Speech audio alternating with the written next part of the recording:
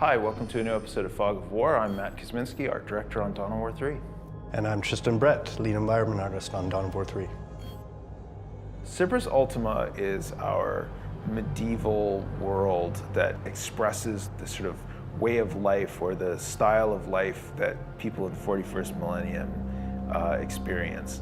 There's also a number of little details that we did as well. There's little nooks and crannies of things and stuff in the non-playable spaces that kind of draw your eye a little bit, not too much that it competes with gameplay, but enough that you sort of see little corners of the map that make you go, oh, that's cool, that's neat, I want to know more about that, what's going on there. And so that was a big part of making maps that people wanted to come back to over and over again. The natural rock sets were designed in a way that the artists had a lot of freedom to create some unique rock formations. The walls and structures were designed to in a modular way so they could tile vertically and horizontally to allow us to create a lot of different unique layouts. Gave the designers a lot of freedom to create a variety of spaces.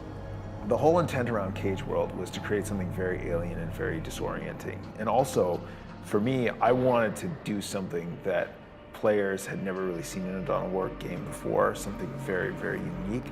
Derived from the idea that you could build a world out of sort of interconnecting blocks of almost living metal, so to speak. The desire to revisit the worlds was something that was really important to me, and it was something that I put to as a challenge to the environment team.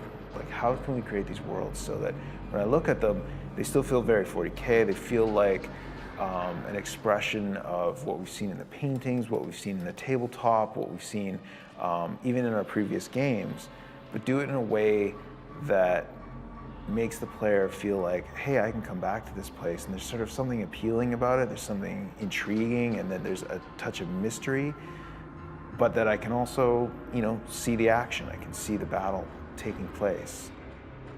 So Starfort, it's a rather new tile set in the Dawn of War franchise. With some of our technology, with Alpha Terrain, basically unstrapped us from the ground and let us do something that, in space or in low orbit. And the architecture is sort of a nod to the Gothic kind of grimdark direction, but it's also sort of fresh in that it's a giant space station or a giant war machine that you're playing on. So just having that sense that you're fighting on this big battle barge type of map was really exciting. The sheer scale of them and the size of the weaponry on display on them, they are the sort of ultimate expression of Imperium technology. From an engineering and design standpoint, how would these structures be built? How thick do the walls need to be to support a 300-foot cathedral, for example, and how all the different pieces of the Starfort need to fit together and feel mechanically convincing and feel that, yeah, this structure could actually support a whole army on it in space. We're really facilitating gameplay. So the way I look at maps a lot of time is just it's a canvas for the units and the gameplay. So the clean areas are really to help frame the units. Where there's no gameplay, that's the area where we sort of do some of our storytelling. Acheron is the most violent world that we have.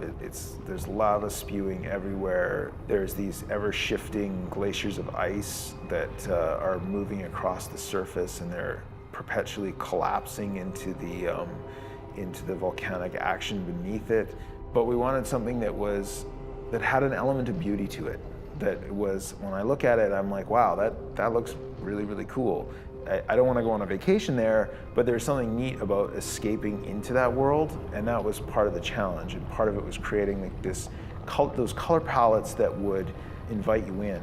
And that is a very iterative process. That is constantly going back saying well, right now it looks too friendly and it looks too happy. How can we make that feel a bit darker? As a player, I find myself trying to parse out the details and try to parse out what was gameplay and what was just visual noise and what was just, decoration in the maps. So a lot of it was okay, hold on, let's think about what we really need to convey this world to frame the action and take people to someplace really interesting and cool. So there you have it, some of the environments you're going to be seeing in Dawn of War 3. Thanks for watching, and I can't wait for you guys to play the game.